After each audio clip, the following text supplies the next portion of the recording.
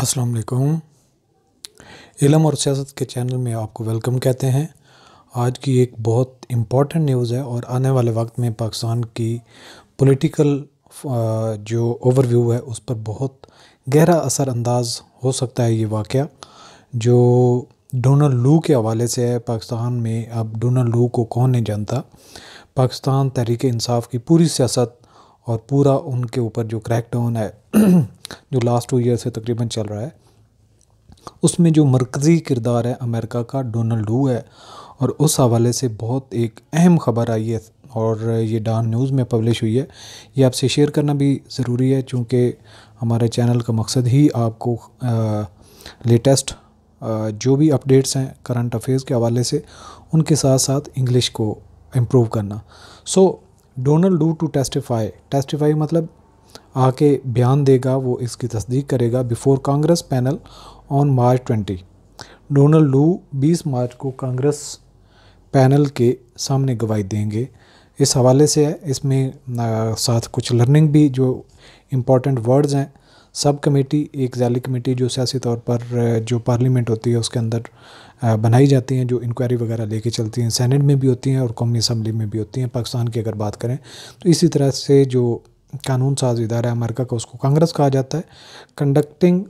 Conduct होता है लेके चलना, कैरी आउट करना। डेमोक्रेसी जमहूरियत को कहते हैं। डायनामिक्स होते हैं जो एक स्टैटिक होता है, रुका हुआ। एक डायनामिक्स होता है यानी कि हालात के तवाज़ुन से चलते रहना। स्टैग्नेशन इसका एंटोनिम है। डायनामिक्स यानी कि चलता हुआ, स्टैग्नेशन जो रुका हुआ, एलीट जो इल्ज़ाम होना। सब कमेटी ऑलरेडी ये वर्ड रिपीट हुआ है। इन्वॉल्वमेंट किसी मामले में शामिल होना। साइफ़र को खुफिया पैगाम जो कंट्री टू कंट्री भेजा जाता है एम्बेसीज़ के ज़रिए से। कंट्रोवर्सी होता है मुतज़ाद या तज़ादात या इख्तलाफात। और सिग्निफिकेंस अहमियत, टेस्टिमनी गवाही देना, तस्दीक करना, बयान देना। डिस्टेबलाइज लर्जिश पैदा करना। और एम्बेसडर सफ़ीर को कहते हैं डिसमिस करना, रद्द कर देना। क्लैरिफाई करना, वजाहत करना। बाई पार्टीज़न, दो तरफ़ा, दो पार्टियों के दरमियान। सो ये कुछ वर्ड्स हैं। और इसके अलावा डिसमिस यानी कि रद्द करना। न्यूज़ की तरफ चलते हैं। वाशिंगटन में ये एक जो अपडेट आई है, the US house foreign affairs committee, यह उनकी कमेटी है यानी कि यूनाइटेड स्टेट्स के हाउस में foreign affairs committee has task, उसने ये जिम्मेदारी दी है इट्स सब कमेटी, अपनी सब कमेटी को, छोटी कमेटी को, on the middle east, Africa and central Asia, जो यानी कि मशरक़ वस्ता, अफ्रीका और मरकज़ी जो यानी कि सेंट्रल एशिया जो है उसके बारे में, विद कंडक्टिंग अ हियरिंग, कि वो एक समाअत करेगा on the future of democracy in Pakistan में जमहूरियत के मुस्तकबिल के बारे में, स्केड्यूल्ड फॉर मार्च 20, जो कि 20 मार्च को होगी। The hearing will also delve into the dynamics, ये जो समाअत है will also delve into the dynamics of US Pakistan relation, कि पाकिस्तान और अमेरिका के जो ताल्लुकात के हवाले से है।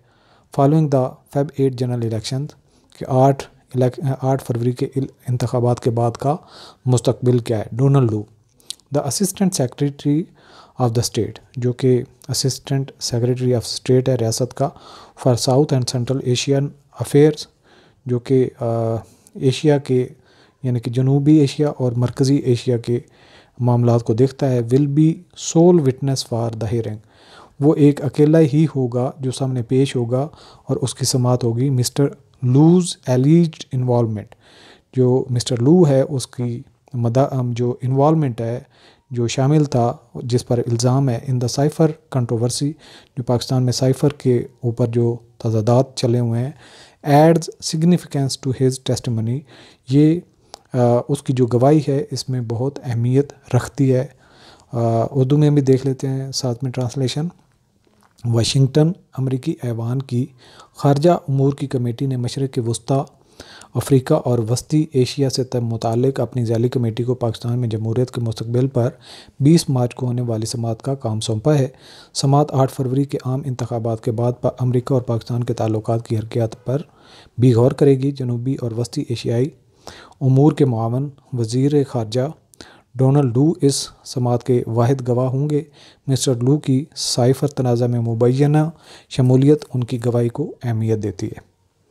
The PTI and its leader, Pakistan Tehreek Insaf और इसके रहनुमा इमरान खान अलीज इल्ज़ाम लगाते हैं that mister Lu threaten, mister Lu ने धमकी दी to destabilise the PTI government, कि वो पाकिस्तान तहरीक इंसाफ की हुकूमत को गैर मुस्तहकम करेगा ड्यूरिंग अ मार्च 2022 मीटिंग, 2022 के मार्च की एक मीटिंग में विद देन पाकिस्तानी एम्बेसडर, जो उस वक्त पाकिस्तान के सफ़ीर थे इन वाशिंगटन में, Asad Majeed Khan.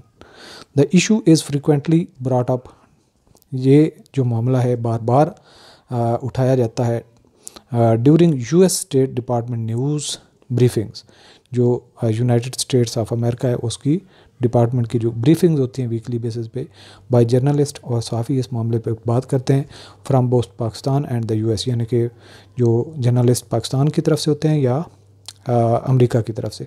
The department consistently dismisses these allegations as unfounded, और ये जो अमेरिकन डिपार्टमेंट है वो लगातार इसको रद्द करती है इन इल्ज़ामात को और कहती है इसकी ये बेबुनियाद हैं।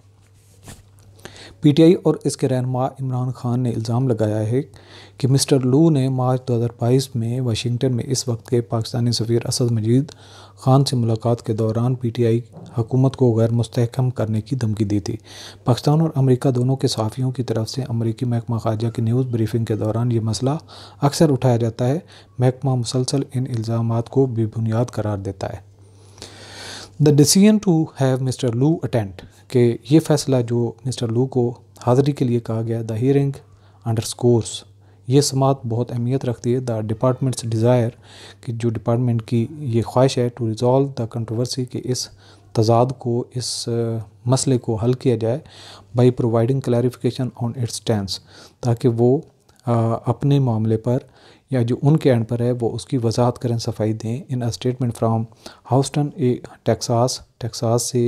टेक्सास हाउस्टन से एक बयान आया, द PTI's US चैप्टर, जो पाकिस्तान तहरीक इंसाफ का अमेरिका में ऑफिस है, क्लेम दैट, उसने ये बयान दिया, परसिस्टेंट एफर्ट्स, लगातार कोशिशों के बाद बाई पाकिस्तानी अमेरिकन, जो पाकिस्तानी अमेरिका में रहते हैं, led to the much anticipated announcement, कि इसको आगे लेके चला है या इसी की वजह से जो बहुत ज़्यादा मुतवक्किल था ऐलान of congressional hearing on this, कि जो कांग्रेस की इस मामले पर समाअत थी। दिस बाई पार्टीजन हियरिंग, ये दो तरफ़ा जो समाअत होगी, इज़ एक्सपेक्टेड, ये उम्मीद की जाती है, टू ड्रा सिग्निफिकेंट अटेंडेंस, कि इसमें काफ़ी हाज़िरी होगी from both democratic and Republican legislators, जो डेमोक्रेटिक हैं और रिपब्लिकन हैं, उनके जो कानून साज हैं, जो कांग्रेस के मेंबर हैं, वो काफ़ी तादाद में आएंगे और इसकी पूरे जो समाअत होगी जिसमें डोनाल्ड लू को बुलाया गया, जिससे उससे सवाल जवाब होंगे, उससे क्लैरिफिकेशन मांगी जाएगी,